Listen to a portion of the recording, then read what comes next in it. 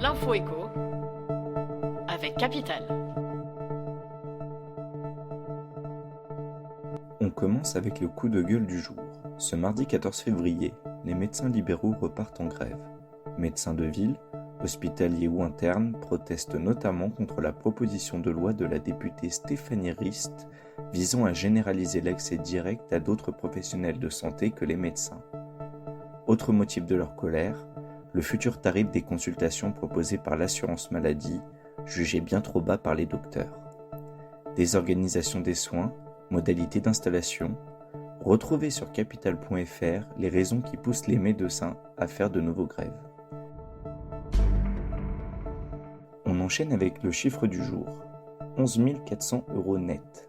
C'est le montant de la pension de retraite que perçoit Nicolas Sarkozy en tant qu'ancien président de la République et ancien député.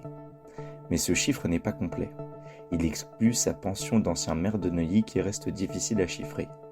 Sarkozy, Hollande, Juppé, les ténors de la politique ont souvent cumulé les mandats électifs durant leur carrière, ce qui leur offre des retraites de plusieurs milliers d'euros par mois.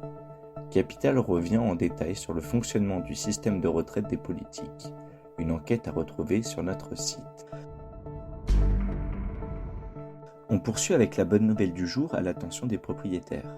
Une ordonnance gouvernementale vient renforcer la prise en charge des dommages causés par les épisodes de sécheresse. Dès l'année prochaine, les maisons fissurées seront donc davantage protégées par le régime des catastrophes naturelles. Près de 10,5 millions de maisons sont concernées par un risque moyen ou fort de sécheresse, selon le Bureau de recherche géologique et minière. Et les particuliers victimes de ce phénomène peinent souvent à se faire indemniser. Les détails de cette mesure sont à lire sur notre site. Et pour terminer, l'info pratique concerne les retraités. Certains ont constaté que le montant de leur pension variait en ce début d'année. Comme Didier, qui témoigne « J'ai vu ma retraite baisser de 35 €. D'un côté, on augmente ma pension de 1,14 € et de l'autre, on me retire 35 €. Revalorisation, mise à jour de vos prélèvements sociaux, tels que la CSG.